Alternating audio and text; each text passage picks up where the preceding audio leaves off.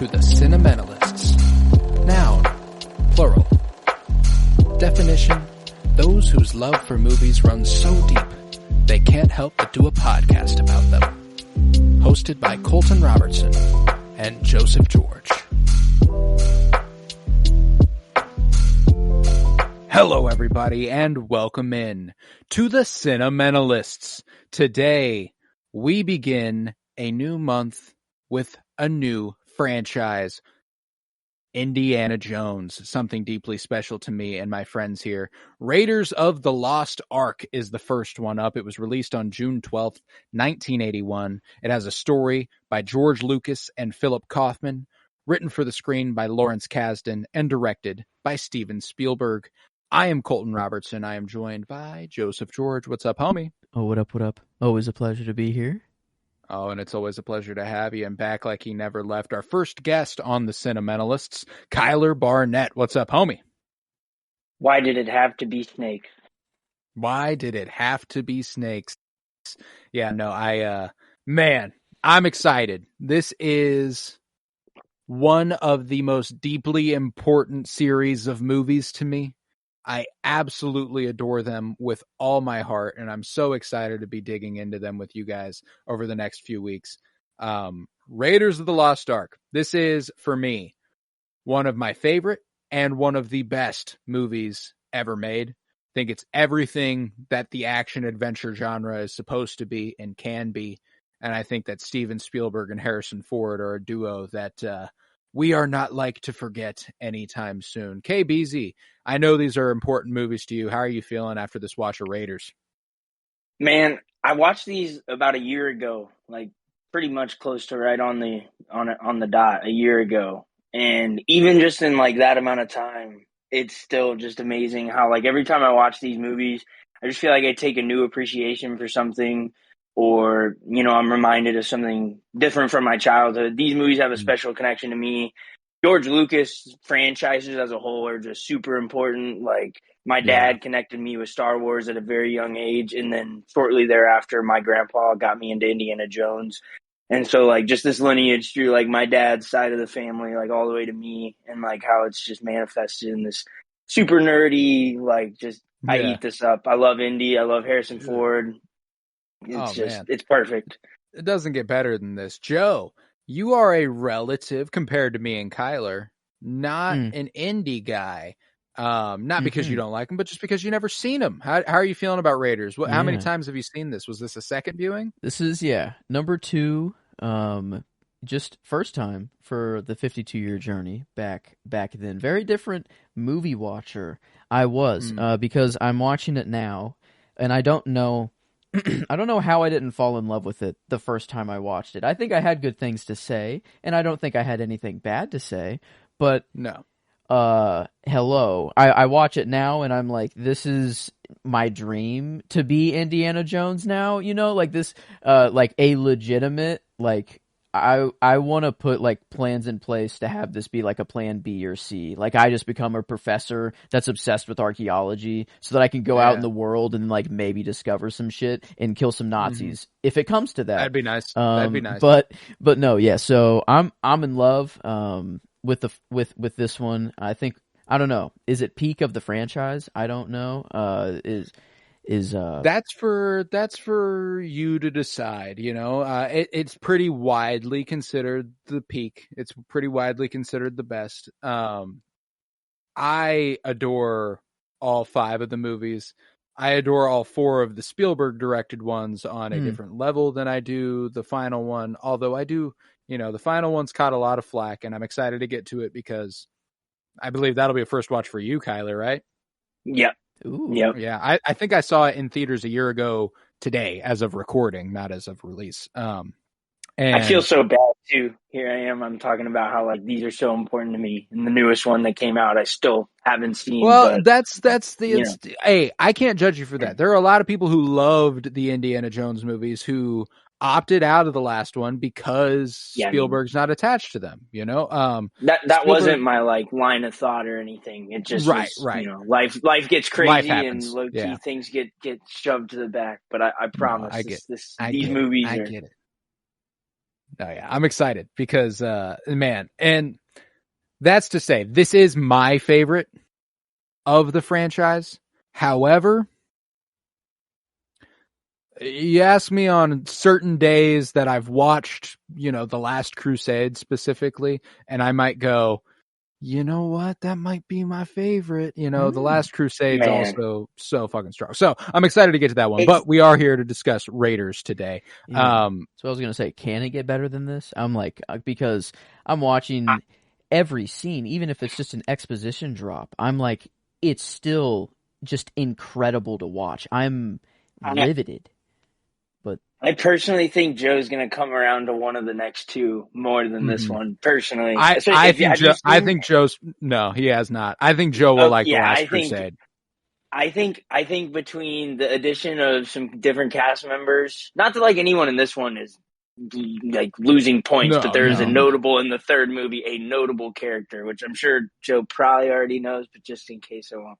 Yeah, no, we got that's how little I know. To be a great surprise. No, that is how little I know. But I mean, like, just in every movie, like, speaking of which, the original trilogy specifically, there's so much like difference in what each movie does. Like, they're so unique, and just like everything's always on point. George Lucas and Spielberg, the effects work, it like, as you got to think, as the decade goes on and they're making these movies, the things that George Lucas has learned and figured out how to do, the way the technology of the times had developed, there's some very cool stuff that happens, like effects wise, in all three movies, but especially as time goes on. That like I really have a tough time feeling like you won't come away from one of those two just absolutely in love. I think like my money is that you'll love The Last Crusade, but wow. I adore this movie. And speaking of the effects, there's some groundbreaking shit in this.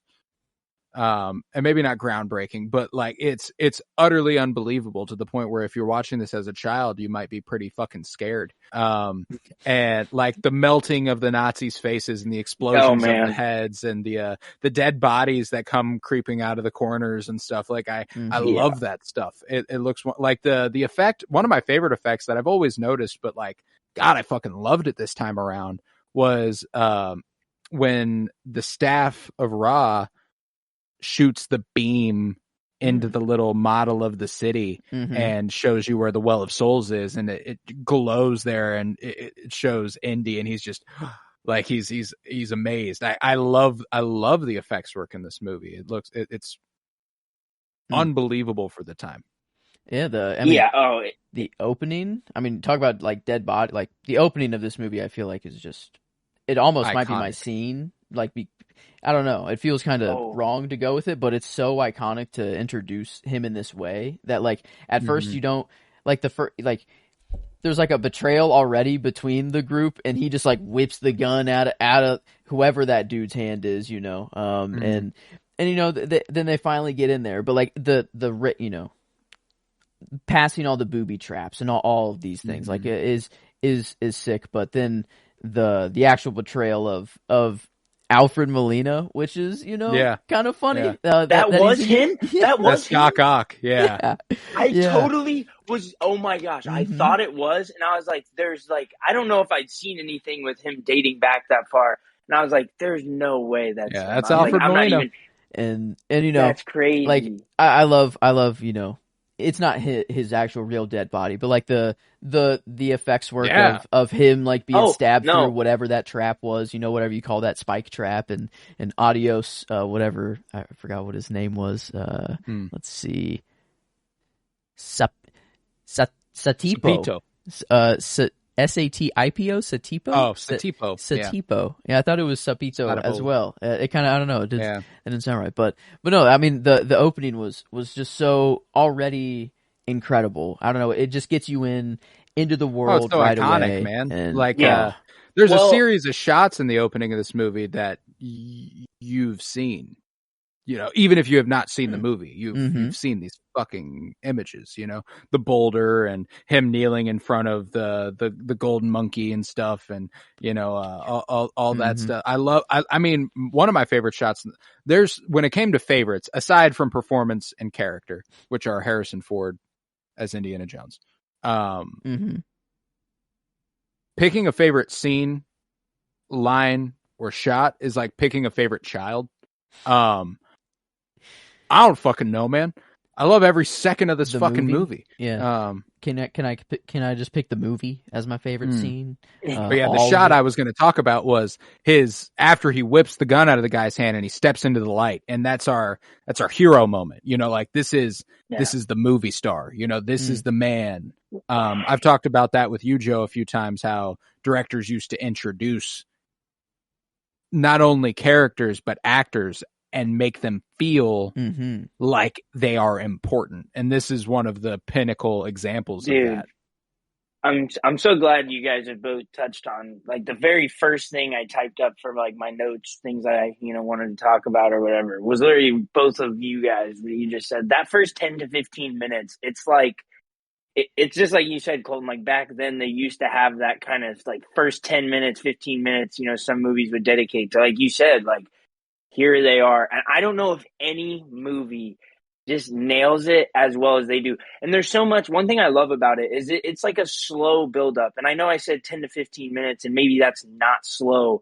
But for those first like 10 to 15, he's borderline silent. You don't hear him say a word almost until he finally like gets inside. It's very like stoic, like, and then all of a sudden you see the charisma start building. You see like this guy being built up as this like like that's just the only way. I couldn't think of any other words. Like this guy is like the peak of like as a kid. This is a guy who you're like, oh my gosh, that's who I'm rooting for. Like off the bat, like you're like this. That's who I'm rooting for. And that's who I want to be. Exactly. There is. It's like. When it comes to the 80s action hero archetype and what it becomes, it makes Indiana Jones all the more impressive because he's not the ultra macho muscle man like Stallone or Schwarzenegger or these dudes who crop up. What makes Indiana Jones special is how human he is. Yes, he's good looking, yes. And they play that up a couple times. The charisma, he's intelligent. They make it very clear that he's smart. He's sensitive. He's afraid of things. Like they make all those things clear within seconds. They make all of that clear within the first 15 minutes. One thing about these movies that like I don't know if it's like I can only identify it with this character and this actor in Harrison Ford. Like I can't think of anyone else that can like create this sort of like feeling in or whatever, but it's like he's so chaotic. You said human. He's like human. There are times where like he's just chaotic and like you can relate to that so much because it's like, oh, like, yeah, he's handling himself just about as frantically and chaotically as like anyone might in the situation. He just has that dog in him enough to figure it out from that point. But there's like his whenever he's inflection on the talking voice. Oh, go ahead. Sorry. He just inflects his voice and he like screams in this way. It's like, I hate to compare it to this because it's not quite, but like the way that only Tom and Jerry can do that like signature scream. He can yell words and things with like a level of fear and like, I don't know, just urgency. Figure it out. Like, yes, like Chuck start the voters. Like, no one else has like, I can't think of anything as singular as that. And it's so, it's like you said, it's human, it's relatable. It's like, it is, man. There's chaos. There is like all of that stuff. It's really fascinating to have expanded my horizons to older movies. There was a point when Indiana Jones Raiders of the Lost Ark was like, this is my favorite old movie. And now I'm like, well, that's hardly an old movie. You know what I'm saying? Like, right. And that's, I say that because the influences are undeniable. And on the other side of Spielberg's most recent work, The Fabelmans, it recontextualizes everything in his filmography. And knowing the affinity he had for old westerns and action serials and these adventure films, the way that him and Lucas both had that. Lucas was also big on the serials and the westerns and all of that. Like they wanted to create their Bond. They wanted to create their James Bond. That is what they wanted to do with Indiana Jones. But they didn't want to get trapped in a bubble. And they obviously made him... I'm not a 007 guy. I haven't watched nearly enough James Bond movies, so of course I feel this way. But Indiana Jones to me is much cooler. And I absolutely adore Harrison Ford as the last of his kind. There is nobody you can really point to post Harrison Ford and go, yeah, he's a Harrison Ford type actor. You know what I'm saying? Like, Harrison Ford is incredibly singular in a modern context, but diving into older movies, there's a degree of Humphrey Bogart. There's a degree of Gregory Peck, and the likes of Cary Grant and all these dudes who were big in the 30s, 40s, 50s. Like, he so clearly emulates a bygone era with in a modern context. And I think that that's what makes him such a timeless movie star, is that he's been able to transcend the bounds of what we typically think of as a time a person comes from, you know? Like, when I mention Humphrey Bogart, you go, his name's Humphrey Bogart. You know, that guy's from the 40s. Yeah. You know, like, that's you say Harrison Ford, that could go from the 60s to the 20s. That could be any time. And I feel like this being set in the 30s and him being that guy, I think that that's purposeful, you know, like, that he is emulating actors from that time is a result of his talent and a result of his natural charisma, but the natural influences that came upon Spielberg and Lucas in the creation of this movie. And it's really, really cool to see, because, like, one of the other things I love, and I've every single time there's a romance, I'm gonna talk about the fucking romance. It's only natural. I love Marion Ravenwood and Indiana Jones. One of my favorite on-screen duos of all time, and they have such a screwball comedy chemistry. It reminds me of Cary Grant, Katharine Hepburn. Joe, we watched What's Up, Doc recently. You remember that? Ooh, very okay. That's the vibe they have, you know, like, that's the screwball comedy chemistry they have, and you're bottling it in this action adventure package, and you're genre bending with horror and comedy and all this stuff, and you're creating something truly singular that is fucking exciting and fun, man. I wonder if the post Fableman's watch is why I'm, like, super in love with the movie now, because I did kind of have the Spielberg thoughts every now and then. I'm like, wow, Spielberg is making, like, he has to be having a blast on this movie. Like, this is, it has to be the coolest shit ever. And like, putting himself into that character, like, I feel like Spielberg wants to be Indiana Jones, because who wouldn't want to be? And then getting to direct that, you know, and with Harrison Ford, it's like this perfect mashup of a movie that he could want. And in the beginning, like, Kyler was saying how, like, stoic he was and how, like, heroic, and, like, you know, he has some spiders on him, he just brushes them off, and then Alfred Molina has like 500 on him, and he just, like, treats that as no little, you know, that's something light. But then, you know, he gets out of the cave, collected, but then, like, when he's finally running away from, like, the massive army of, I don't know what those the wood, you know, people who live there, the native people there. Yeah. Whenever he's running from them, and then he's finally screaming, you know, like, start the engine. It's like the first time you see him is kind of, like, vulnerable, and then he gets in the cockpit and he's like, a snake, like, you know, I hate snake, you know, it's like, you know, and, like, the guy's like, oh, that's my pet snake, Reggie. Yeah, like, okay. And then the next time you see him, he's a professor, you know, and it's like, oh, like, how normal of a dude could this be? And that's why I think, like, I just attached to him right away. I don't know. I've recently just been on an archaeology just hype, and I don't know, just down the rabbit hole recently. So I don't know. This character was it fueled a lot of things. The Spielberg, the archaeology, just wanting. I don't know. Ford. Harrison Ford being hot, having a girl come. All of your students are women because you're just that hot, and they don't care about your class. They just want to see you every day. So that's pretty funny. But no, I mean, yeah, it was an insane way to open the movie, and it's partially why the opening might be my favorite, you know, scene. But it is kind of like picking a favorite child, because I don't know. There's just so much good stuff in, like, the little thing. Like, I've never had a movie who like just punches you in the mouth and tells you from the get go, like, this the type of shit we on from start to finish. Like Right. the quality in every little minor detail. Like there's so much to love in those first 15 minutes. The pacing in the film, like the pacing and filmography in the first 5 where they haven't even made it in there yet. Like the score builds all of that up. Like it's mysterious. You don't know where he's headed, John what he's fucking about to Williams. end up in. God.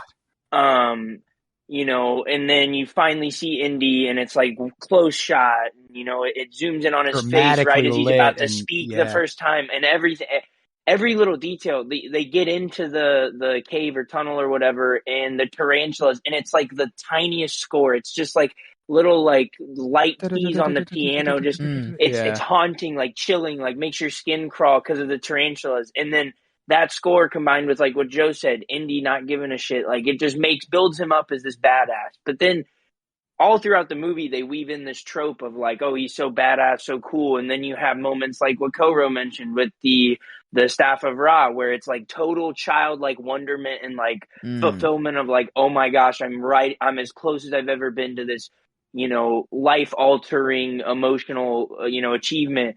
Joe with the snakes, where it's like deadly afraid after not caring about giant tarantulas. Like all of those things happen 10 to 15 minutes, not the Staff of Ra, obviously, but those kinds of tropes and things that just build up this movie in a way where it's like, it spits you at the edge of your seat from the moment you get in. And just movies like that are just, they don't come often, I guess. I can't think of many that nail it like they do so quickly, so early. It's rare, man, and we're talking about those first 15 minutes when he's escaping on the plane, essentially, is when I decide that's the end of that sequence, Yeah.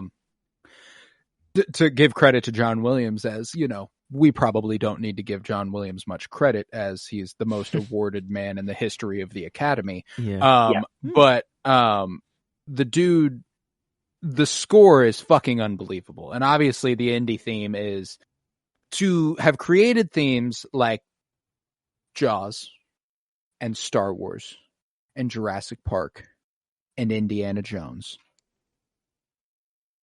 and Superman, and to be so thoroughly confident that there is, like Harrison Ford has said, that theme follows me around everywhere. Everywhere he goes, if he's there, they play that theme. Like that is what they do. And like, there's a reason for that, man. Like the first time that true thematic motif flares, whenever he's running away and he swings on that vine out into the water, and you get that da da da da da da da, and he's swimming and they're firing the arrows. He gets into the plane, and I absolutely adore it. And every time it flares up when he's on the boat at the end of the movie and they're all cheering him on, they're like, yeah, my boy, when he's riding the horse, trying to chase them down. And like every time that flares, you just know it's something heroic, and it's so cool. I love the way that the music can communicate that to you. And John Williams, man, just the GOAT, just the greatest of all time. And I absolutely adore him for this movie, and all his movies, really. But goddamn, the score is just so good. Assembled the movie maker Avengers. It's like, George has his weaknesses, but they're counteracted by everyone else who's there. Like this is the best thing George Lucas can do to be involved with a movie. Yes, just have the creative come up with the story. Yep, that's it. And then let other people do everything let else. The good people do the work, and just come up with the universe. He's got the juice. He's got the creative juice. We know that.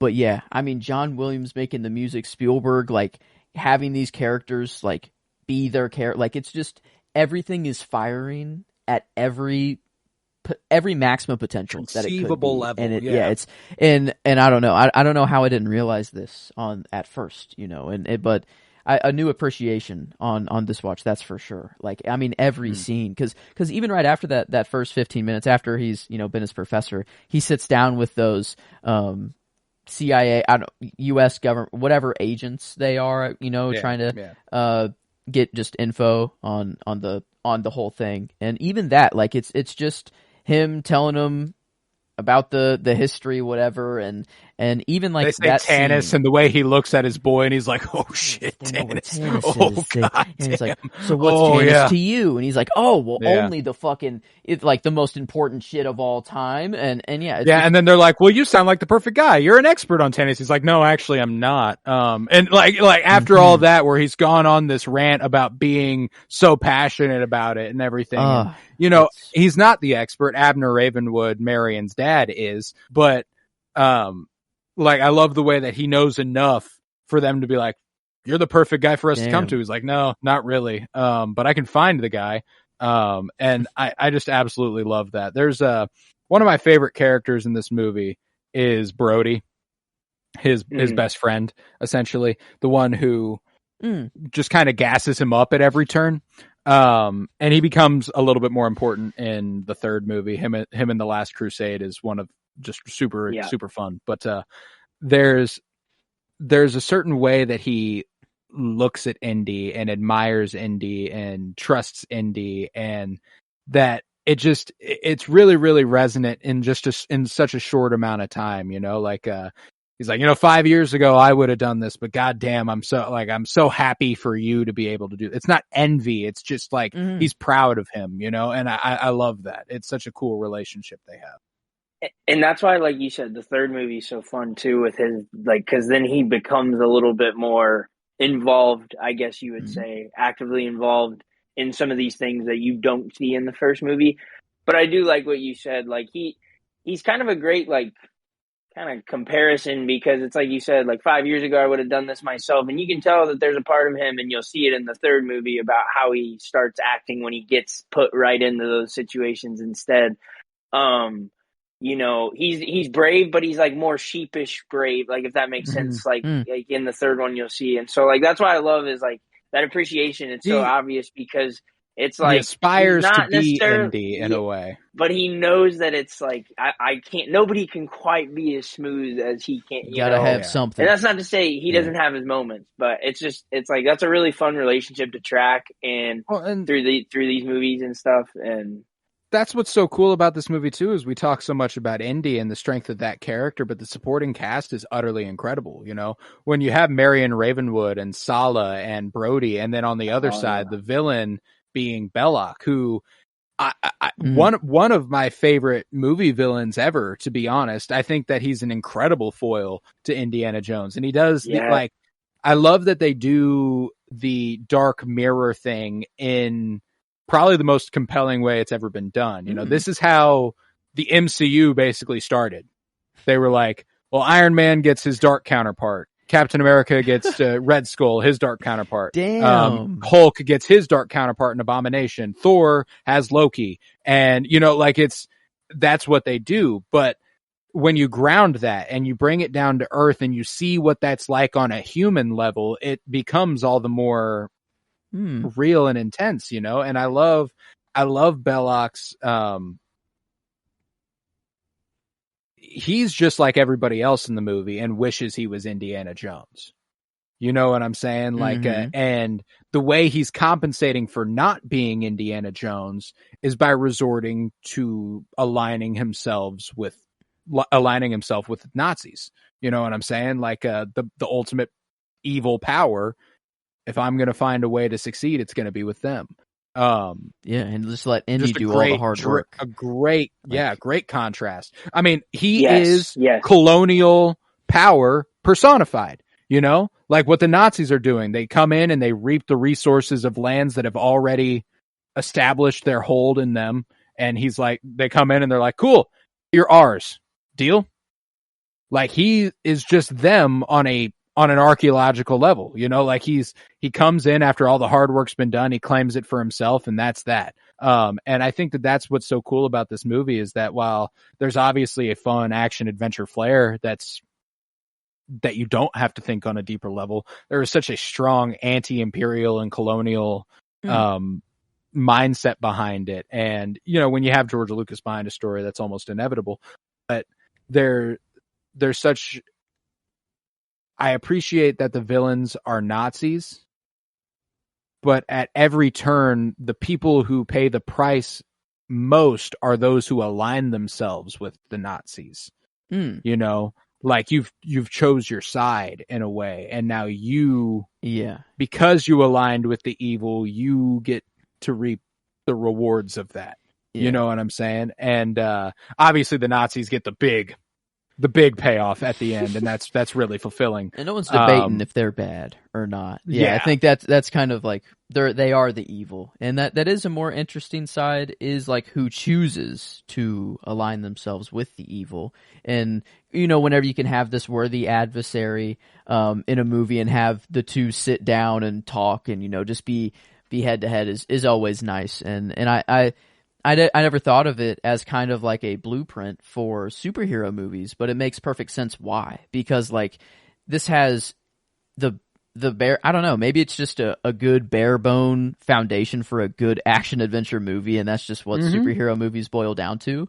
But like it has the like on Indy side alone, his passion, it's just his pure passion behind everything. He wants no glory. It's like, so the museum's gonna get it after we find it and it's all done. And he just accepts that, and it's like it's on and whatever. Like it's nothing to him. But then on the other side, that's the whole thing. It's, we want this. This is our power. You know, it's like we need this is ours. And I love that contrast, that he's just in it for the kind of the exploration, the kind of selfish reason to know, you know, I guess like to be in the know and to uncover it, I guess might be selfish, and to even mess with these even see him overcome that instinct at the end, you know? Like Belloc's whole thing throughout the movie is, you want to see it as bad as I do.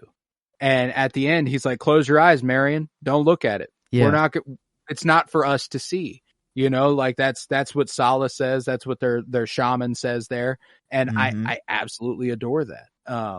Well, and I think like a lot of it too, like there's a certain nobility about it. I know you talked about like the achievement of it itself. And like, yes, there is some glory to be done with that. But like, I think, and maybe it wasn't nearly as stressed as like, I feel like there's in parts in the next two movies, or maybe even the third one more so, where like, there's such this like yearning desire for others to see it. Like he wants it to be on display. This is such an important piece of history.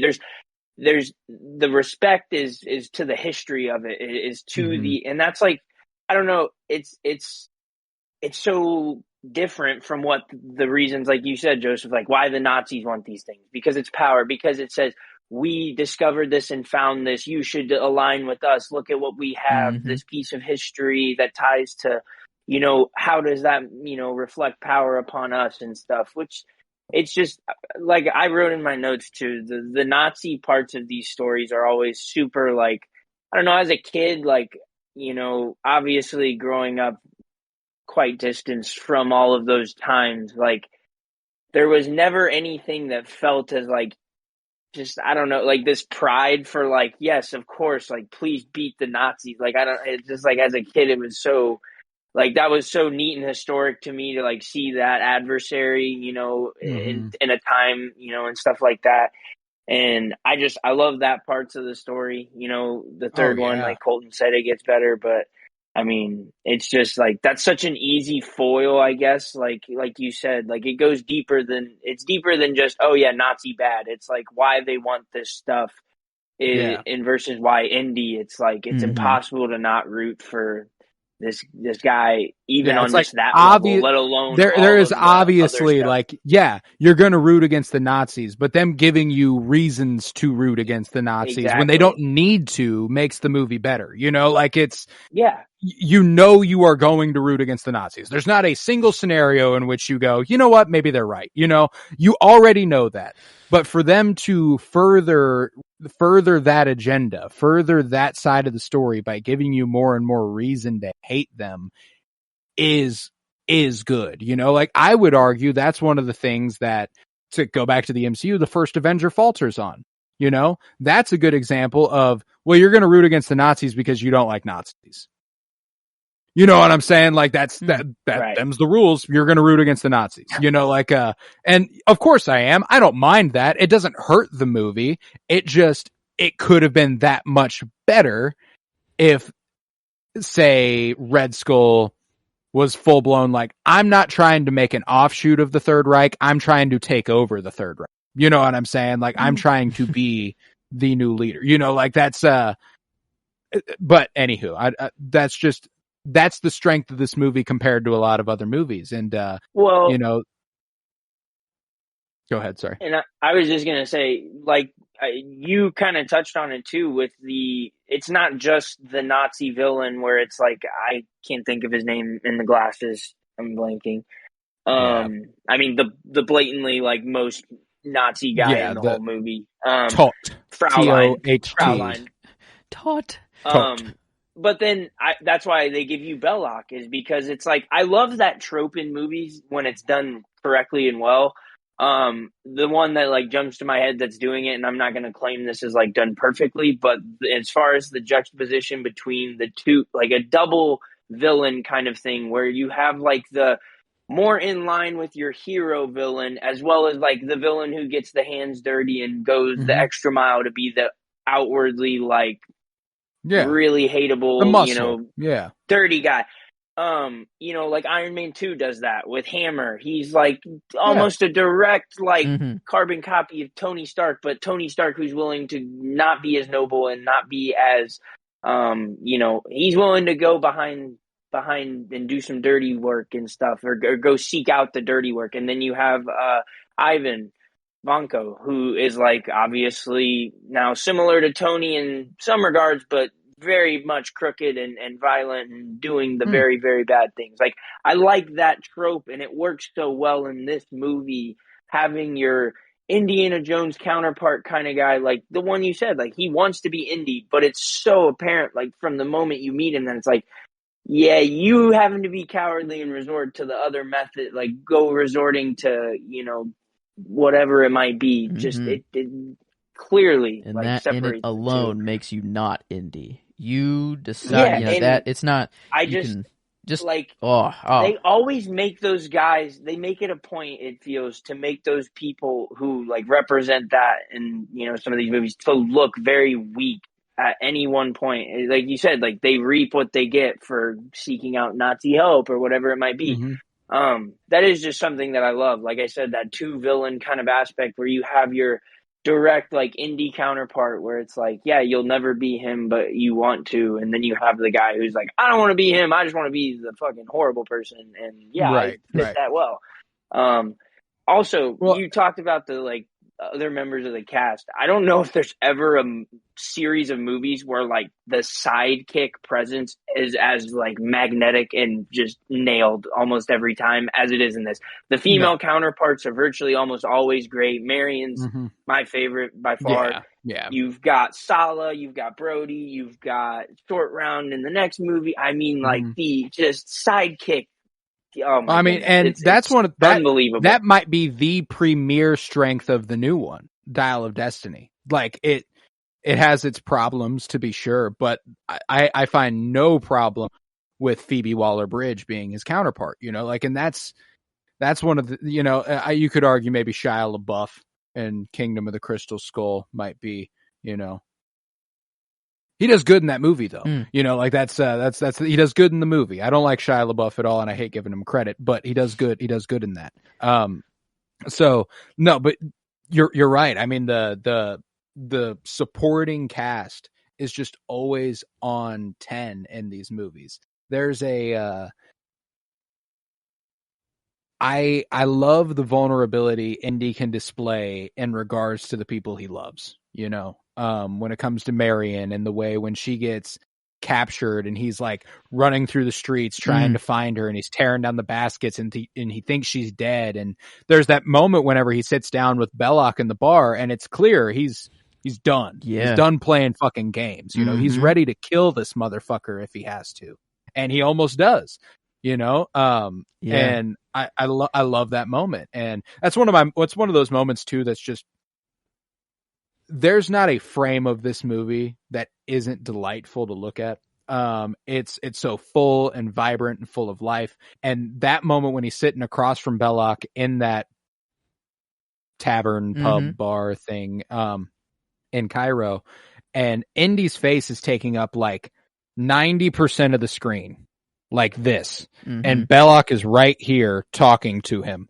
And it's so beautifully framed and so well done that you get to look at Indy and you get to watch Harrison Ford act his way through that scene where he just continues to seethe. Yeah, he just keeps getting more and more angry that Belloc Mm. thinks for any reason they are the same, and he's like, you know what? Fuck it. I'm gonna kill this guy. He gets up, pulls out his gun. Obviously everybody, I love the kids coming to his rescue, and him and Sala's relationship is really nice. I love them. But, yeah, no, like I said, the highlight for me will always be the romance between Indy and Marion, and that's why she's my favorite counterpart as far as the lead actress in the Indy movies. They don't nail it like this again. It's one of those things where Temple of Doom's a prequel, so you do get the benefit of knowing him and Marion aren't together at that time and stuff. Like, it's like, okay, so he gets, it's what happens before Marion essentially. But The Last Crusade, Karen Allen's also not in that one, and it's like, man, why not? And you kind of want that. I guess I'm kind of dumb. Back in the 52-year journey day, it does. Did we even take favorites down at that point? No. Okay, wow. I was about to say, I thought that my favorites when we did was the supporting cast. I remember, I think I just had a liking towards Sala and Marion a little bit more, and I highlighted them. I remember we talked about them a lot during. Yeah, that, which is. I mean, I do love them. Don't get me wrong. But my point now is, like, I don't know how I didn't highlight Indy. Like, before, I don't know how I didn't just, like, Harrison Ford and Indy. But, like, no, it is... They highlight him so perfectly while also having their own storylines and not existing in their own yeah, right. They're not just to push Indy forward. And Marion, like, having this superpower of basically... just she can get as drunk as she possibly can, more than any human should be able to hold. But she can, it's like, I don't know. I love it that at first it's a way to introduce her character. Yeah, it's a way to introduce her, and she's kind of acting. It's her way of getting money, or whatever. But then later on, it's like, she's using it as kind of like a tool to act like she's drunk or whatever. And so I don't know. It is really cool that they can give the side characters. Did any of you guys notice the scene when they're in the bar fight where what did you say? Tot? T-O-H-T. I don't know how to pronounce it one way or the other. Yeah, whatever. When he comes into her bar, when Indy and them get there and they're trying to get the whatever the thing that goes on top of the staff, the medallion, yes. There's a point where first of all, the practical and stunt work always. We've talked about this a little bit already, but the stunt work specifically from start to finish, fantastic. It's always some of the best.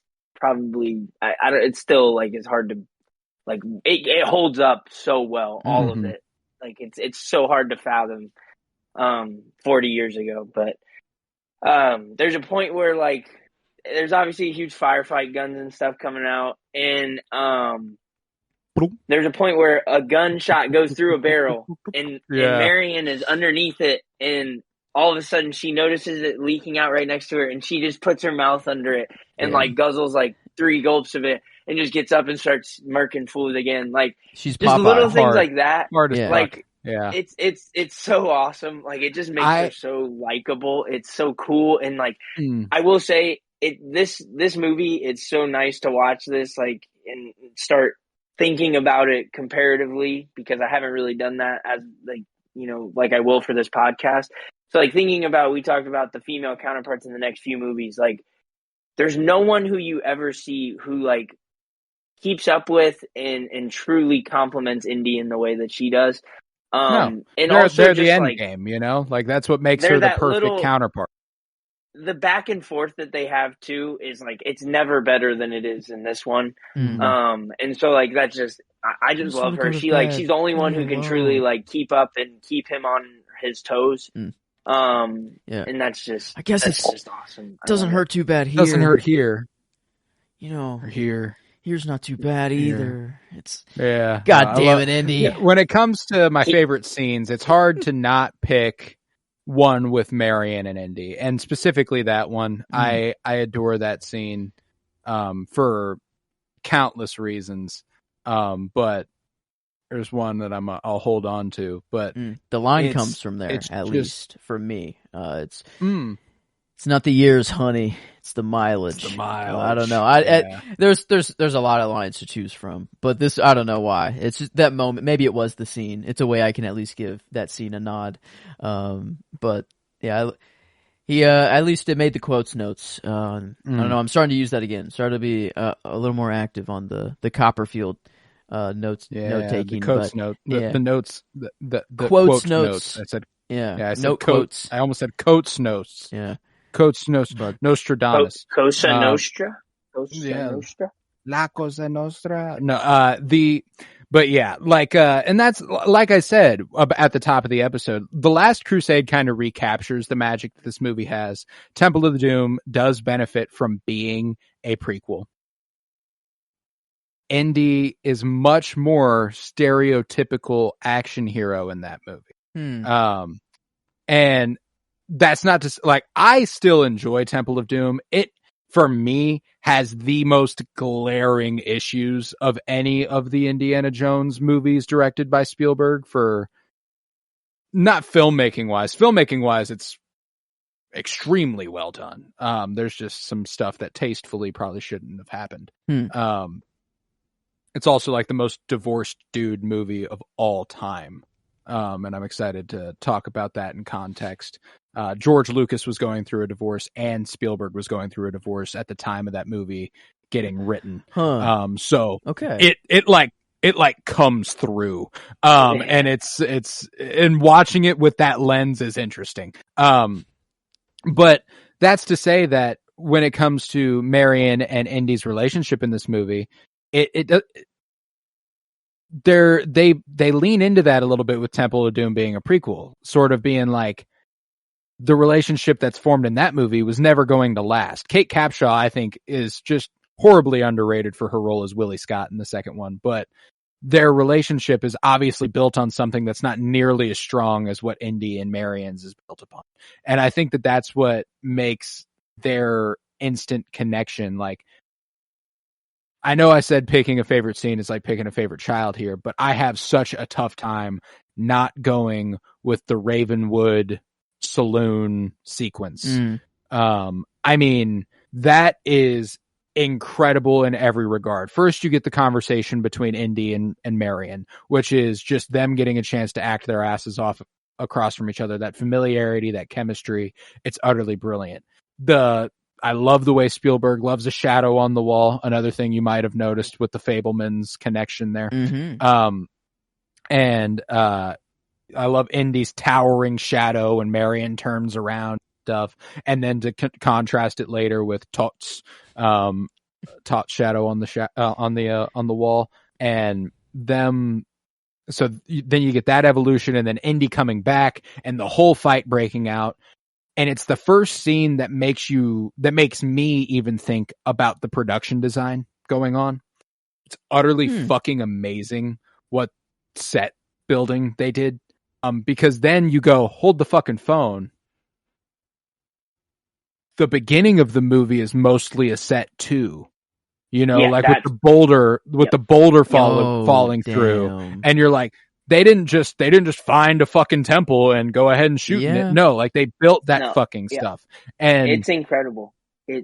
It's incredible all the way through the movie, all the way to Cairo. I love the way they photograph Cairo, and but like the interiors there, the pit that they fall into, both of them. Like the first one where the map room is, and the second one where they're the Well of Souls, where they're kept. When it comes to the sets, man, it's unbelievably good, and so that. The saloon sequence when they get out and she's like, if I'm going to get my money back, I'm coming with you. I'm your partner. Them like yelling and stuff in the snow and the wind. Like, God, I love that. And there's also a nostalgia. There's a nostalgia there for me with the Lego Indiana Jones game. I don't know if you guys ever played that. Yes. But I remember vividly there was a button you could press where Indy could like toss his whip at Marion and like reel her in, and they'd kiss.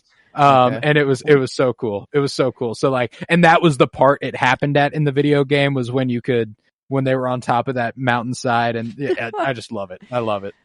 Well, and like I do like that part where they come out and they've just went through this most incredible like firefight, and this trope happens other times where like Indy's clearly like exhausted, stressed out to the max, and then immediately gets pressed by like sidekick / love interest, and you hear that like you can hear the overwhelmed nature in his voice, but like the chemistry between them, like that's just Marion for you. Like she's immediately on a like I don't care, no time to rest. Like I have things to say to you. I have beef with you, and that's just like so. It's just so perfect. The chemistry is just it's nailed with that duo there. I love it's truly the fact really that special. she's blacked out drunk the whole time. Like, or I don't know, blackout, but like she is hammered, through this whole thing. And like the very beginning, she's like, Indiana Jones, in my bar or whatever, just the first like sentence she says, like it's kind of clear that, I don't know, she's honing in a little bit. She's like, oh yeah, no, wait a minute. I'm a little bit drunk, but I got to talk to him as if I'm, not. And I don't know, that it is very worthy of the scene to pick. I mean, it has everything. It has the action. It does have the romance at the beginning. It has the filmmaking prowess of all the shadows on the walls, the fire, all the like the production value that is required for all this stuff to go on. And I don't know. It's easy to follow too. It's never in the action are you lost at all. Mm-mm. And there's even an action sequence that like reminded me a bit of Mad Max. Like he's like literally. I feel like he's in a big rig. I think the Ark is in the back of that rig, pretty sure. And one Nazi's driving it. Yeah. They fight. He goes out of the front, and he has to, like, kind of go underneath. Sliding underneath the car? Yeah. God damn, is that so fucking like, cool. What? That is so fucking cool. Because he knows he's going to ram him into the other car, so he has to drop underneath and the sliding down and hooking his whip. Like, I'm there's talking such literally doing that though, like the stunt. Yeah. I mean, it was clear that they were speeding it up. I think a little bit, like the footage, maybe, or I don't know. I'm curious of what they did to do that, because I mean, he was the stunt guy. I don't know. No, that's a stunt man. Like that's a stunt man doing a job. That was incredible. But then Indy just getting back on and then giving the powerhouse kick of the century and then just wailing on him and then giving him the same punishment. I love that it's like, here, you do exactly, you're in the same exact situation I was in, and let's just see how you fare. Good luck. And just ran over, Good. So I don't know. I love, that was, I don't know, not a scene contender, but just like a crazy, like, dude, holy the action's shit. incredible. Like, well, no, go ahead. Sorry. I was just gonna say, I love the way that they I don't want to say they subvert expectations all the time, but one thing I love about the action sequences is like you can always see them wearing on Indy as the character in these moments. Yes. Like it's not like other movies where like I can do this all day type stuff, and I'm not like singling out Cap as like that's unreal. He's a superhero. He's caught a lot of shit this time, But I mean, like a real person. Like in these situations would not have much energy or anything left to keep. The giant fucking guy approaches him and he's like, okay, like the way he like squares up and he's like, but fuck. What I love is like there are moments like that where he steps up to the plate, and then there are other moments where you can just tell his brain is running a mile a minute. He's exhausted. Guy pulls out the sword, whipping his sword around, and he's like, this guy's clearly got the shit with the sword fighting. And you'd expect him to pull out the whip. He's going to try to disarm him. Nope. How about the 9? Just straight to the chest. It's incredible over. behind-the-scenes story there. The subversion of expectations at times is just great. They do the fighting. Every fight seems fresh. Like they'll subvert your expectations sometimes. Then you get the big guy, and they'll really go to work on the fight scene. Yeah, and it's just the stunt work, the fight scenes, everything. It's so like retro cool. Everything about this franchise is so retro cool because it's shot 80s style, 80s technology. Oh yeah, 80s technology. But you're talking about 1930s, 40s, like that era of and temple. timeline. Yeah, like. it's so cool. Like as a kid, it was even then so retro cool and something that made me so nostalgic. And it was like this was almost as a kid, like my like my grandpa, he was this well-read man. He loved history and he loved these movies. So for me, as like a 9-year-old kid getting It into felt this, it was like, intelligent. oh, I'm so much cooler than all my friends who like watch cartoons. I watch Indiana Jones. Like it made me feel so smart and all of this stuff. Like there's so were much way to cooler love than and me. Yeah, I was like, it's I feel so left out, incredible. you know? It's like I do feel so left out. This is the cooler thing to watch as a kid, I feel like. But, no, I can't wait to. I'm not I can't trying wait to like show the sun nieces you, and Joe. nephews. I can't wait to show the nieces and nephews Raiders and my brothers as their parents getting mad at me for like, they show people's heads exploding and melting at the end of the movie, and I'm like, they gotta see it, man. That's just part of life, like It was a people's Nazi. heads Are melt they and losing sleep explode. over It's it? Nazis. It's okay. No, but the behind the scenes story for the not sword fight is incredible because Harrison Ford was exhausted after a day of heavy fight scenes and stuff, and that was supposed to be another fight scene, and he just whipped out his gun and shot the guy. And the swordsman was really pissed because he trained hard to do that fight scene. Like with the sword. The guy's not a natural born swordsman. Like he trained with the sword to figure out how to do that. And luckily it became one of the most iconic moments in the entire franchise. So, no harm done. Do you think the dude's that's quite the like balance of the dude's like fine which with it. way The is dude's the right fine with way? it. Yeah. I got to imagine now he's fine. Probably mad at the He's time. gotten a lot more run. He's gotten a lot more run in the long run because of that. Exactly. I would say. But no, I mean, but the fight sequence that always really stands out to me as being the most deeply influential of the entire movie is the one where Indy faces off with the Muscle Man. Because I love every step along the way. And I know we're talking a lot about Marvel movies and stuff. There is not a single action sequence that influenced Marvel or MCU action sensibility more than that. So it starts, it's just Indy versus some guy. Indy can handle that, Indy can handle him versus some guy. Marion climbs up in the plane. She knocks out the guy. We're good for a second, but she gets locked in. Okay, not good. Muscle Man catches wind, goes ahead, removes the shirt, is like, okay, let's fucking do this thing. Steps in, starts taking on Indy. However, in the midst of all this, more Nazis arrive. Marion has to kill all of them. In the process, it opens up a fuel tank. Bad news, a fire just started. So now the fire is creeping towards the gasoline's creeping towards the fire, which happens to be seeping under the plane as well. Now we've got a ticking clock. Indy's got to figure out how to beat the Muscle Man, get on top of the plane, get Marion out of it, and run away in time. The action sequence this specifically reminds me of is the train sequence in Shang-Chi.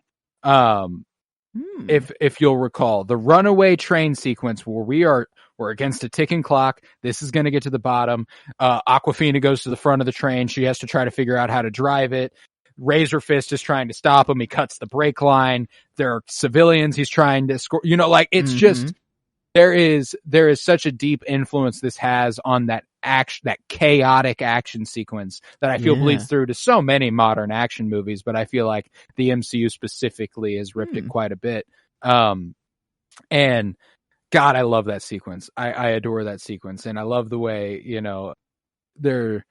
there feels like it's the end of the movie after. It's like, oh, cool, yeah, we made it out. And then it's like, no, not quite. I love the actual culmination of the movie is so fulfilling. Them being tied up and the opening of the Ark and the Nazis getting obliterated and the hole in the sky opening and the power of God returning and it's just it's so cool. That's one of the most, I don't want to say like lost when you think of these movies in hindsight, like rewatch, it's so impossible to miss, but it's something that I don't want to say I don't forget it, but it always catches me off guard because I'm so excited for some of the bigger things. These movies always find a way to delve into like the paranormal / like bigger than, and that's what makes like. There's very few movies who have like you have your hero, your villain. Usually there isn't much that happens. It doesn't feel like where like there's this third kind of like gray area that's like central to the plot. Such a great like storytelling piece that it's like, yes, obviously like good and bad fight over those things all the time. But what Indy does is it's like one of them isn't using the power, right? Like it's I don't know how to explain it. Like the third party almost it doesn't win, but like it doesn't. It neutralizes. I don't know how to explain it. Yeah, it's like Yeah. that doesn't always happen. I guess if that makes sense, where it's like free to do whatever what it does. It's doing what it does. You know, I mean, I don't know how else to do what it does. Yeah. But no, like, but I don't know, like that permeates throughout every Temple of Doom is always the odd one out, you know, like that is certainly the most unique of these movies. For better or worse, there are people who will say Temple of Doom's their favorite, and I can't blame them one bit. I want to make it clear that I love all 5 of these movies. It's just that for me, Temple of Doom is least among them. But yeah, when it comes to Crystal Skull and it comes to Last Crusade and even Dial of Destiny, there is a degree of a neutralizing force when it comes to the mentioned, you know, the MacGuffin, you know, the Lost Ark or the I don't supernatural, like otherworldly the Holy Grail and the Last Crusade, the Crystal Skull and Kingdom of the Crystal Skull. I think it was whenever he was talking with Brody, whenever they were like, yeah, they want you to go actually look for the Ark. And Indy was like, oh my God, this is everything we ever got into this in the first place for, blah, blah, blah. And then, I feel like,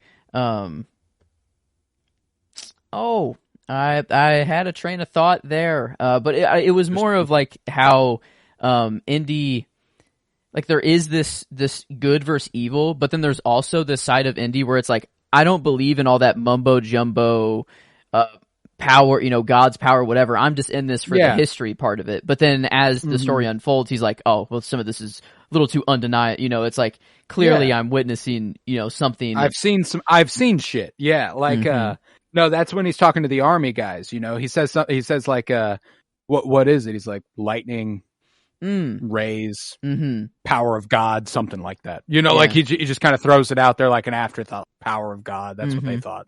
But then when he's that is a great through line in these movies is kind of watching him become less skeptical and become more a believer. And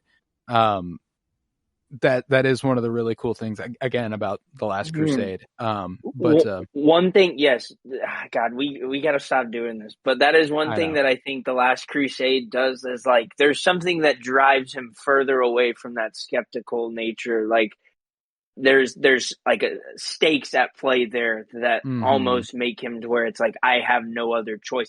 But you can see that believe. Like it's warranted. Yeah, it's not necessarily that like, oh, I'm only doing this because of this. It's like everything that he's done and been through to that point, and then also it's and also like, this, this has to, it has to. God, man, these movies! I get so geeked about these. Good. Like nothing. It's just I don't know. Like even still to this point, like in all of my like movie watching, and like I have characters who I just love and adore, who I like. I always want to be like.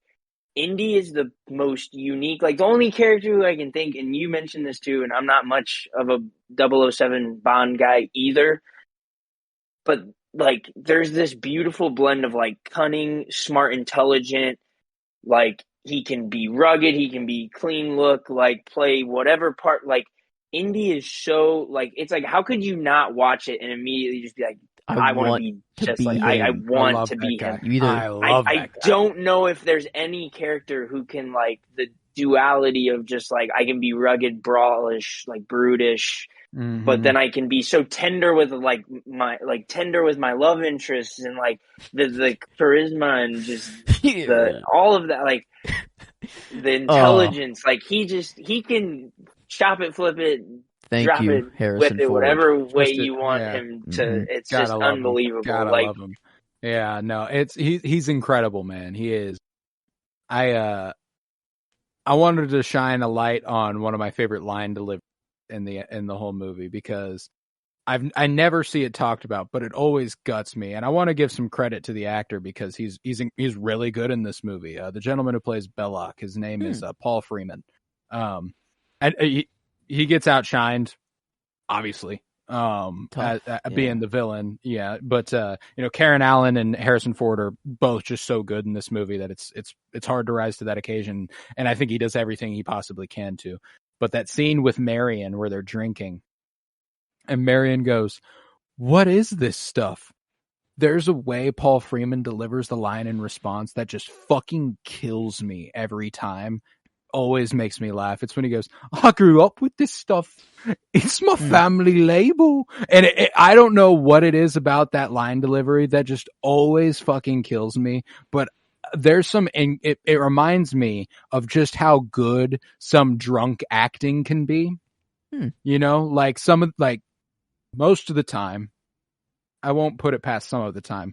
Most of the time, the people in scenes are not drunk when they're drinking. This guy's too important in the movie to be drunk when he's drinking. And that was just an incredible drunk acting moment. Another one, like the other guy Marion acts across in the first drinking contest. Brilliant drunk performance. That's just a drunk to the point Physical where I'm comedy. like, that guy might be drunk. When he he feels around the table and finds the cup and then falls backwards. Like there's so much about the action and stunt work and physical comedy that is just so reminiscent of silent film. Like in silent film comedy and the way that they, the over the top, the Wilhelm scream and stuff like that. Like that's the essence of that. It just feels so perfect for that, and it's so wonderful. It's really funny you say that because it almost feels like this is a movie that, like, gosh, I mean, if you were to make it silent, and I don't want that, obviously, but like the sound effects and stuff that they do, it's almost like you could picture, if you close your eyes and just listen, you could picture what's happening with how vivid the sounds and singular the sounds are to what. Yeah. And then also the fighting and the physical, just all of the stunt work. It's almost like I don't even need the sound because I can imagine what that sounds like watching how good this physical acting, stunt work, everything is. It's unreal that they can do. Like I said, 1981 is just unbelievable to fathom that between the technological, the VFX, the physical effects, the set work, the practice, everything. Speaking of which, I feel like I say this every time we watch a movie that I've seen episodes of this on, but Corridor Crew has talked about many of the Indiana Jones movies, the physical effects, stunt work, everything. Highly, highly, highly, highly recommend that. Corridor Crew's super cool. They review special effects and stuff. So, but the Indy episodes are great. There's just so much to pay respect to the processes of some of these movies and how they achieved what they did. Unbelievable. Dude, it's incredible work. It's incredible work across the board. And just kind of, we've said this for a lot of movies in the past, but this is what movies are for.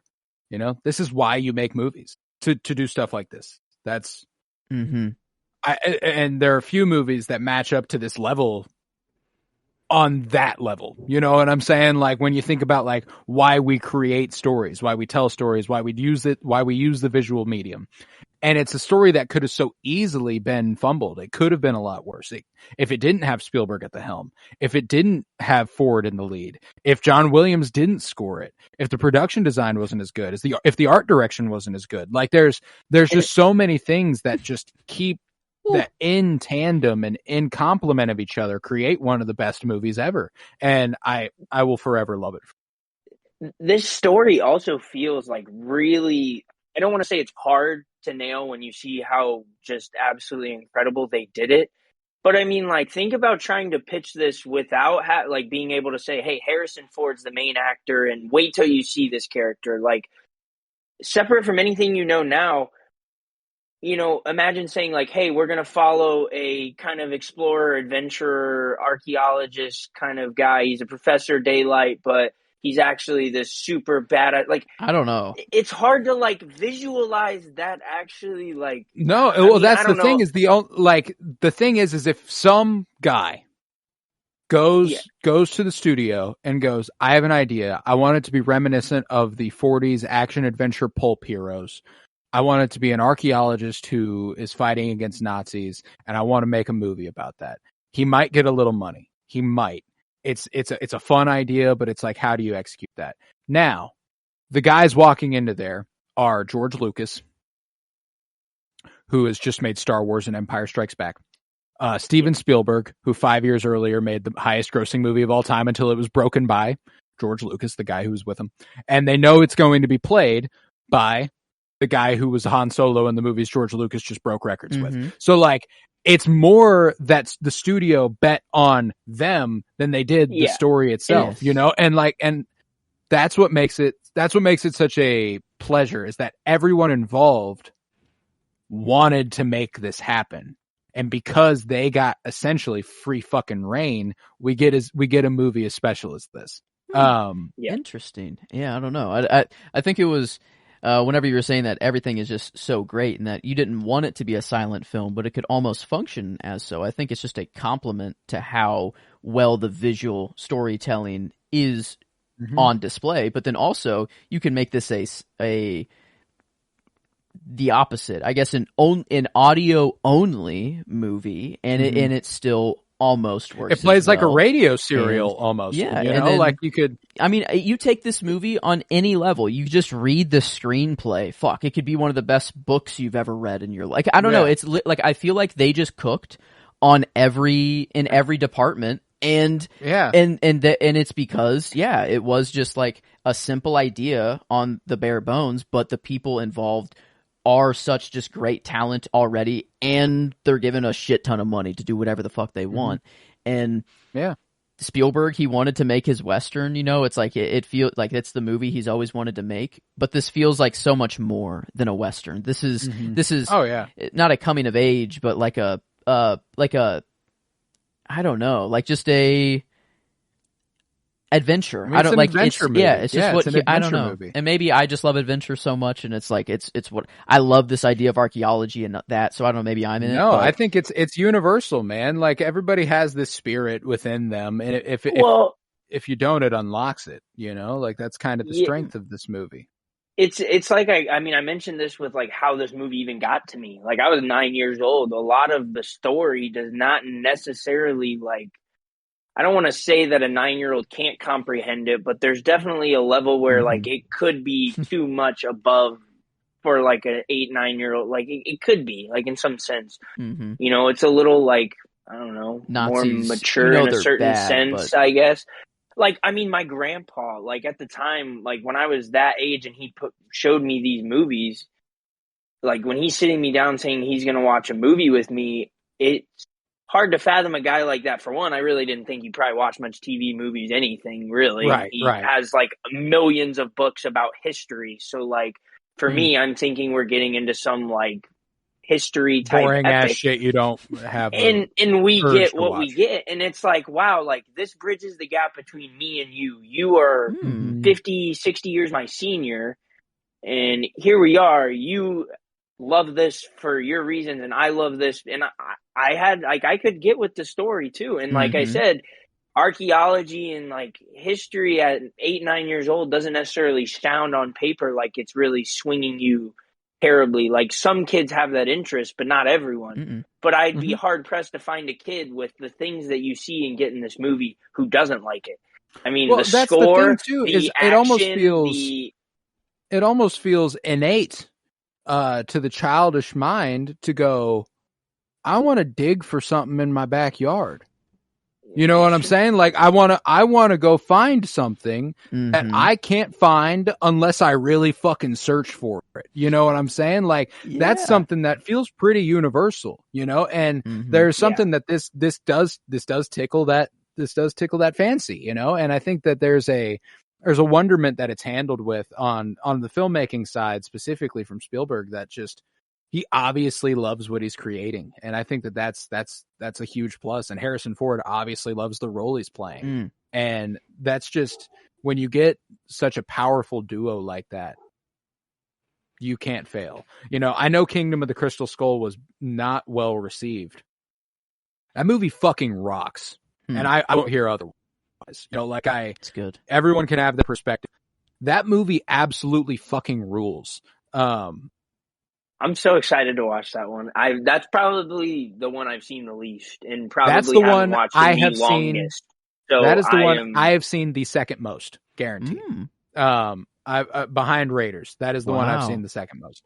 And it would probably be third if I'm ranking them. I think I would go Raiders, Crusade, Crystal Skull, Temple of Doom, Dial of Destiny. I don't know which one. I'll have to rewatch Dial of Destiny. It'll only be my second viewing, so we'll see. I have to say, I feel like the way people, and I don't want to compare this as far as like the substance necessarily, but like, you know how Spider-Man 3 is arguably not a very solid, like assembled movie story-wise. There's some things in there, but like a lot of people will tell you that like that's the one they've seen the most. And I don't want to say that because like I think that's a little more like, oh, like I don't have the like energy or capacity to like get into something I really want to like watch. Like I just want to be able to kind of like, I don't want to say turn it off, but turn the brain down some and watch that and like, you know, just kind of enjoy at face value, whatever it is that inherently like fun, I guess you would say. It's not so much that, but like I do think it's definitely like in that same vein where I just think it's like enjoyable in a sense of like, for me, like I've seen that one a little bit more because after it came out, it hit TV and it would be on TV a lot. Right. Back then. So like I can recall like, oh, I wouldn't necessarily say, hey, it's Last Crusade, it's halfway through, let's sit down and watch. I'd be like, oh, actually, I'd just wait 2 more hours and turn it on my DVD and watch from start to finish. Right. Whereas like Kingdom of the Crystal Skull, if that was like halfway through, I'd be like, oh, this would be fun. Like I want to see the, you know, trail or whatever. That's valid. Like, That's valid. I think, and I don't know, maybe I'm like, keep in mind, it's been a little while for me. So maybe I'm misremembering how enjoyable and like some of the redeeming qualities of that movie to kind of dumb it down to that level.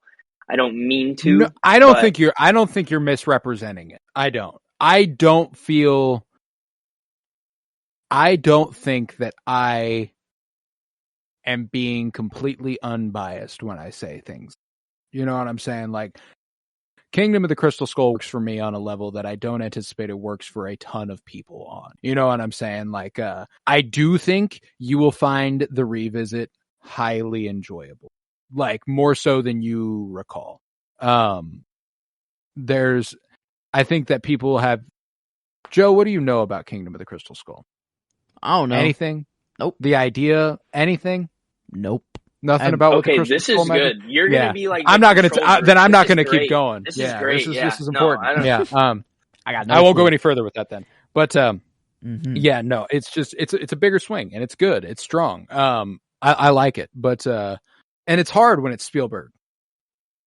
Like Spielberg, he makes good fucking movies. Like if he's directing a movie, it's at least well made, and it's hard to deny that. You know what I'm saying? Like there are people who, you know, no director is immune to a shit show at some point. Like that happens. But I don't think Crystal Skull's one of them. That's just me. And I mean, Raiders though, it's the top of the mountain for me, and there is a degree of nostalgia there that's kept it there. You know, like it's like the gap between Raiders and the Last Crusade is not big, and the gap between the Last Crusade and the rest of the three is pretty large. And I love all 5 of them. So that's just to say how much I love Raiders and the Last Crusade. So I'm excited to dig into this a little bit more and dig into this franchise because this was a great episode. I'm so very happy with it. Do we have much else to say on Raiders of the Lost Ark? I think I don't know. I just didn't declare a favorite shot. The only one, I don't know. I liked whenever we got in. There's a lot to choose from, so I guess yeah. But whenever Marion walks out and sees Cairo kind of for the first time, and you have Indy like staying back to like kind of look at her and to see her as beautiful as she is, and then like I don't know the camera and that just, costume. God damn. Yeah. The red pants and the white blouse with the red accent. I love it. I love it. That's an incredible look. But yeah, that was my. I mean, and then Indy's costume design, obviously, throughout the whole movie is kit, incredible. everything, whip, bag, telescope. Well, and that's the strength of the first 10 minutes before they reveal Indy's face, is that they give you a sense of the essence of the man before they give you the man. You know, they show the silhouette with the fedora. They show the whip. You know, they show him whip that thing out. They show him look at the map, and you know, like they show the exploration side of him before they show him, and it creates a mythic figure within seconds, and I love that. But yeah, one of my favorites. I still love the contrast, like, of the, like, his, like, his daylight, you know, like, he daylights as a professor. Like, and that's not to say that I don't think he brings it for that, but you can just tell, like, that's not what he's really, like, getting his fulfillment. But I just love that, like, this contrast of, like, the same character. Like, it's impossible to not come away from it without being just like, God, like, I want to be that. I just, like, I keep saying it, but, like, he just does. Like, he pulls out a notebook at one point, and he's taking, and it's like, I need a notebook. Like, why don't I have a leather back, like, notebook that I can take notes down in, and important things? Like, why do I not have a little satchel bag that, like, I can keep a bag of sand in case I need to steal a golden idol and replace the exact weight? Like, I might have not put this in my backpack yesterday after I watched Indiana Jones. I literally found a leather kind of bound journal, and I'm like, I'll keep that on me for, I don't know why, but it's in my backpack now. So, and that's because of Indiana Jones. So still, like, I'm so enamored and just, like, captivated by the retro cool of this. Like, it's unique. Like, I'm a very nostalgic person in essence, and I tend to really, like, delve into said eras, periods, things like that when something captivates me. Like, Guardians really captured, like, kind of 60s, 80s, kind of a hybrid of, like, funk / like Sam Cooke type stuff. Like, that era became very suddenly, like, vintage cool. Like, that became something I was nostalgic for. But, like, this is so much more distant and unique in the sense of, like, I don't know, like, yeah, it's cool to everybody in a sense, but, like, I don't know, like, that. It's just such a different nostalgia for me. There's a realness to it, you know? Like, obviously, we take this to some fantastical places with the Ark and everything, but, like, it's hard to fathom that this is a real period in history for us, you know? Like, the fact that World War II happened, and this predates World War II, it's 1936, but, like, the fact that is a real conflict that happened because the Nazis decided they were going to kill over 10 million people.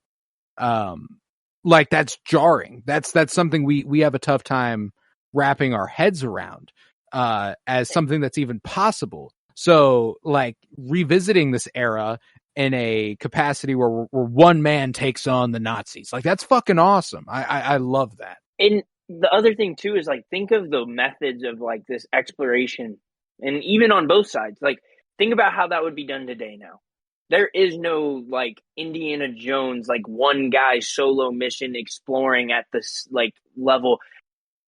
Like, maybe the Nazis is closest to what it would look like today, and that makes sense because obviously they're not cool and not as, like, not fun to root for. Like, obviously the mass scale of their, like, operation for mining and trying to find this stuff. But, like, I just mean, like, think about how this would be done today. It would be like a multi-million-dollar operation where it's just, like, throwing money at it, throwing as many human and physical resources at it as possible to uncover something. It's so, like, I don't know, uncool, like, I guess is the best way to put it. Like, to imagine this being the method, like, this one guy, he's using the resources of the people and of the land. Like, he is using these people, and not, like, I don't want to say using them as in it's like he knows he needs them, and, like, he trusts and relies values on them. And, it's not it's not the way Belloc uses them. Belloc uses them so he can toss them aside and cast them out. And then, like I said, just the retro cool of this, like, every little detail is so, like, I don't know, like, something that just, I can't fathom why, but, like, I just makes adore it timeless. Like, the Pan American, like, Airways, like, just that plane, like, it takes off from the water, and the way it looks on the cabin, like, First of all, it seems like a big death machine, but like people were just doing that. And like it Mm-hmm. looks so cool, but also scary, but cool. The flight montage, like the movie making is so retro cool. Like the flight montage where it's like you see the plane like kind of faded in the background flying with the map in the forefront with like a red line. Like and just the jagged angles that it takes and stuff. Like it's so, the score, like all of it is just so. All of it works. Like, all of it works, man.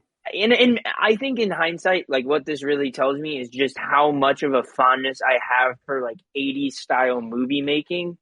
But what I love is like not all of these movies, even if they're 80s style movie making, a lot of the movies I love, like Back to the Future, that's 80s era movie making, but it takes place in the 60s at one point. Even 3 like takes place in the, early 1900s, late 1800s, whatever, Wild West. Like there's so much retro cool from then, and maybe it wasn't as retro cool. That's just the movie style making, whatever. All of them, like Star Wars, all of that, like that era, it's just something that even as a kid I can recall just like enjoying and loving, because it's like, this is unlike anything I watch today. It's just so singular. And I think I was always even appreciative of like the fact that like I could see the difference technology wise from like movies when I was that age versus when those came out, but how they still made them so like just incredibly technologically driven. It's like I could always appreciate, even as a kid, they were doing more with less, and that was always more cool to me than anything. There. Yeah, the passion. It's always been something that just like I can't get over how good the practical, all of the effects work, stunts, sound, everything is wonderful. All cylinders, all cylinders. And Ty, what you're saying, and with Joe's talk of passion, I think that bleeds through even into the character Indy. Like you were talking just a second ago about how like he daylights as a professor. But like, what else would he do? Like, it's not like he can just put archaeology aside until it's time to go for a dig. Like, no, he lives, breathes, and eats this stuff. This is what he does. So if he's not going to be on a dig, he's going to be doing archaeology, and the only other way it's possible to do archaeology, which is teaching it. You're either doing the projects, being there, searching, or you are teaching it. Like those are the only ways archaeology is done, at least at the time. And legally, you can. Yeah, I can choose to go to the pyramids right now and do some digs, but it probably won't go over well for me. And yeah, I wanted to like watching these movies. It's like, am I realizing that I just want to become Indy eventually? Because like I've had a plan B of becoming like a college professor, but I never knew what I would teach or like do. And maybe this is the actual plan now. Like this would be It's funny, you talk to a lot of I've seen a lot of people who are archaeologists now, who became archaeologists because of Indiana Jones, and are like, yeah, it's not Indiana Jones. It's cool. I like it. Yeah, it's obviously you're not going to be raiding temples and going through booby traps, I guess, and all that stuff. There's probably a lot more boring stuff behind the scenes, but a lot more paperwork, a lot more, true. There's a point whenever he talks to Brody at the beginning where he's like, I had it right here. Do you want to hear about it? He goes, no, that's fine. I'm sure everything you do falls in accordance with the laws that we are supposed to maintain and what we're supposed to stick to and everything. So yes, I'm sure you did all those things correctly. But no, I don't need to hear about it. And I love that stuff, and so it's just cool to have a character that's passion bleeds through from the obvious passion the actor, the filmmakers, everybody has for creating the thing. And I think that bleeds through. And the genre bending Spielberg gets to do with Indiana Jones, and I mean, like The Last Crusade is more Western than this movie is by like a long shot. And obviously the action adventure is always maintained. There's a musical sequence in Temple of Doom. There's there's all sorts of stuff that they do. The fourth one's a little more science fiction at points. Like and so is the fifth one, but there's a lot to like, and there's always horror flares. There's always action adventure. There's like, it's just cool whenever you get a little bit outside the box and you do a little bit more. And I think that this movie just does incredible with it. Movie. This is movie. the movie. It's a movie, you know. Man, as a movie can get. This is pinnacle. Yeah, just maybe peak movie, peak cinema. This the film. Film. One thing I do want to say is that like the most insignificant but like little thing that just immediately to me like always gets me in the mood for these movies, I guess, or I shouldn't say gets me in the mood, but like sets me as far as like how I'm planning to view, like it gets me seated basically. Like this is like the moment when you turn this movie on and that 1981 Paramount Pictures logo comes Fades up into the mountain. Oh God. And you just know because like I have some books that like Disney CEO at one point was at Paramount during this stretch, and Raiders is hugely important to his story in his career, which is interesting in and of itself. But his time at Paramount and just I'm familiar. Paramount is like they were on a meteoric rise at that point. Like they were just taking off. And so like seeing that logo and knowing that like people back then would have been seated and seen that and been like, oh, here we go. Like this is the latest Paramount flick. Like that's like the kind of like era time frame like it was like that just always like evokes this feeling of like, all right, make sure like sit down, get ready. Like the nostalgia's kicked in already. Yeah, like prepare to be transported and just like The Godfather was kind of awesome. what launched Paramount into a different stratosphere. Damn, that's a production side. And that was only about 10 years earlier. And then, you know, we're actually in the midst of Paramount swirling the drain, which is, you know, one way or the other about giant corporations failing. But when it's because of monopolies, man, look at where they were. Look at where they once were. And what they could have or what they did. Because that transition shot commercial though was sick though. Great commercial for Indy. Great commercials. No, for for Paramount Plus. I just threw him high. Okay. I got you. Yeah. Patrick Stewart launching, Patrick Stewart what is it, Hey Arnold? A child. Hey Arnold up the wall from Game of Thrones. It's like, what's going on? But, No, it's wonderful. It's wonderful. But yeah, so I'm going to do the plugs, which are very short since we're on the Cinementalists here. All you have to do is follow on Twitter at Cinementalists. You can also catch us over on our regular show, Penny Bloom Podcast, where we are currently doing the Penny Bloom Dispatch. We also have a Star Wars series now. It's called Fulcrum, a Star Wars podcast.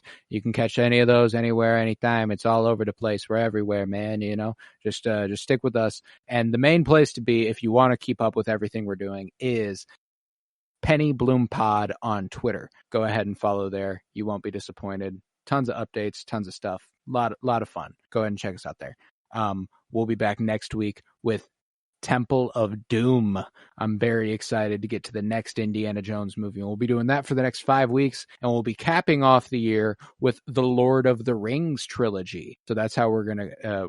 That's the rest of 2024 for us. Indy, Lord of the Rings, and that's doesn't get much better than that. So I'm very happy. But yeah, so new rating system for Cinementalists, Kyler. It's one number. Yeah. One That's number. true. 1 to 10. Oh, this is How are you true. feeling? All things considered, 1 to 10. We know it's incredibly difficult to put a numeric value on the quality and your enjoyment and all things considered in a film. On a scale of 1 to 10, we're doing 0.25 intervals if you desire. What do you call this movie?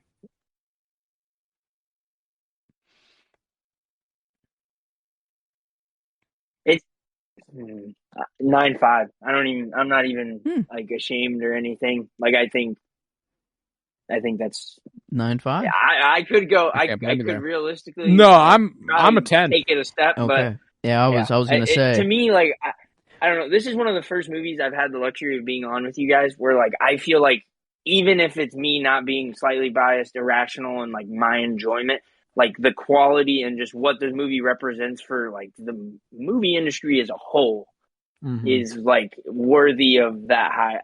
If we're going 10s, I'm going. I'm sorry. I just feel like I can't break guys with a 10. Yeah, I'm not. no, I swear I try to like feel like I have integrity, but then sometimes I think I just undersell. Like I know Fuck this integrity. Who cares? It's a 10. Not whenever. It's a 10. Not when we're talking This about movie is a movies. Movies are subjective. You get to feel however you feel about a movie, and this is, it's a 10. It's a 10 for me. Like it's one of my favorites of all time. To this day, me and Joe are constantly updating our like top 100, top whatever many movies of all time. And no matter how many movies I go, oh man, that's a top 5 favorite movie of all time. You know what cannot leave my top 5? This. I can't. I can't do it. No matter, like, I'm like, you know what? It's not above that. Like, well, it's not above Raiders. It's not above Raiders. It's so just always special. It's so special. And I think like when you think like, and now like this is kind of helping me validate this even more so. It's just like, think about movies of similar genre, similar, like you mentioned this earlier too, about how like this archetype of character is like, it's, I don't want to say it's virtually untouched, but it kind of is because no one can quite do this. No. The blend of what it took to get this level of just across the board is that exactly right. It's excellence at every stage and step. Everything enhances this movie and makes it better. Like, yes, this movie doesn't go without Harrison Ford, not to the level it did. It doesn't.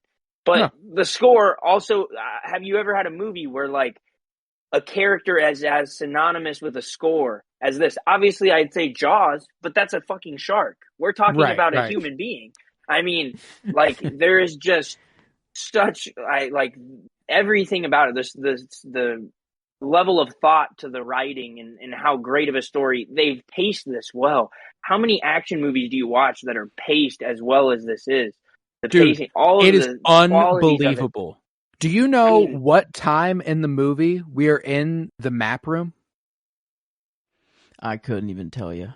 I don't even know. A timeline is hard to think of. I bet you it's an hour actually. 20. I bet you it's hour 20-ish, hour 15. 55. We're 55 minutes and there is an hour left of the movie after that. That's fucking insane. That's insane that you can pace a movie like that. And nothing about what happens prior feels rushed to get to that. Nothing feels like it drags. There's no parts where you feel like, oh, we spent too much time in this place, spot, setting, whatever. Like, it's incredible. It's incredible. It really is. And like, that was funny there. I can't wait to talk about this with Last Crusade. I can't wait to talk about this with Last Crusade because the pacing of that is also it never leaves your top 5. Pretty freaking ridiculous. It is finally now entered the top 5. This was, I don't even know where it was before. I didn't put it above the Fabelmans though. As Spielberg goes, as of right now, I'm fucking with the Fable. I don't know that off pure emotion, off movie. My list is very favorites and just to me personally. I guess everyone's kind of is. And that movie, I was crying. 99% of the movie. No movie's ever done that. Raiders is the closest thing to get me there without making me cry throughout the whole movie. So it's right at 5 for me right now. I can tell you where you had Raiders in your top 100 project. Do you want to get embarrassed? Oh God, yeah. Where is it? Okay, so you have it at 37, which isn't awful. It's not too bad, but pretty bad for. No, what's really exciting is what the 2 spots above it are. Oh God.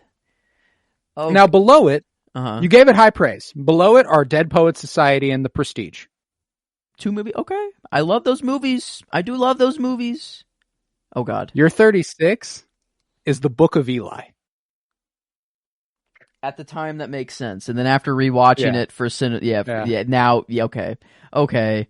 For at the time, it makes sense. Now, yes, I am embarrassed. Okay, what's the other? Is there another one? The other one was Bohemian Rhapsody. Yeah, no, I wouldn't agree. It's not even remotely close. Sorry, no, I'm just such a different movie watcher now. No, I know. Like that's why I'm excited to eventually revisit a top. Like we've discussed doing a top 250 next time we do it instead of top 100, because it's going to look massively different. Like it's not even going to be close to the top 100 we did, and I'm excited to eventually get around to that. But yeah, 10s. But man, 10s across the board. 10s across the board. That's a good fucking movie. That's a certified classic. And I'm interested if it'll be the only one that gets 10s across the board. I think The Last Crusade might give it a run for its money. We'll see. Dude, But, I really like Joe. I think you're gonna come away from that one like it might like I don't know like obviously this one being the first one and what this represented in movie history kind of is a little bit like you can't replicate that with Last Crusade. But I will say there are risks and things done in the third one, like in The Last Crusade. That opening sequence is probably some of my favorite. Ooh. Like I can recall that like being something that even as a kid I was like, I don't know if I've seen anything that I liked like that just gripped me the way that did. Yeah, The opening sequence of this movie, as good as it was, that one I think it clears it. I'm pretty comfortably. I'll stay out of the. I won't lie to you. I think my favorite opening sequence is Temple of Doom. I've said a lot negative about Temple of Doom. I think my favorite first scene is Temple of Doom. Damn, in the video game, that opening sequence of Temple of Doom, seriously, yeah. like man, why wasn't I part of this as a kid, man? I feel like I've been missing out for so long. But hey, no, you're here now. Okay. You're here now. Mm-hmm. You've arrived. Yeah. But man, this was a pleasure, my boys. With that, we will be back next week with Temple of Doom here on the Sentimentalists. I was Colton Robertson. I was joined by Joseph George. Thank you very much, homie. Well, thank you for having me. It's always a pleasure to be here. Oh, and it's always a pleasure to have you. And thank you very much, KBZ Kyler Barnett. Absolutely. And remember, it's not the years, it's the mileage.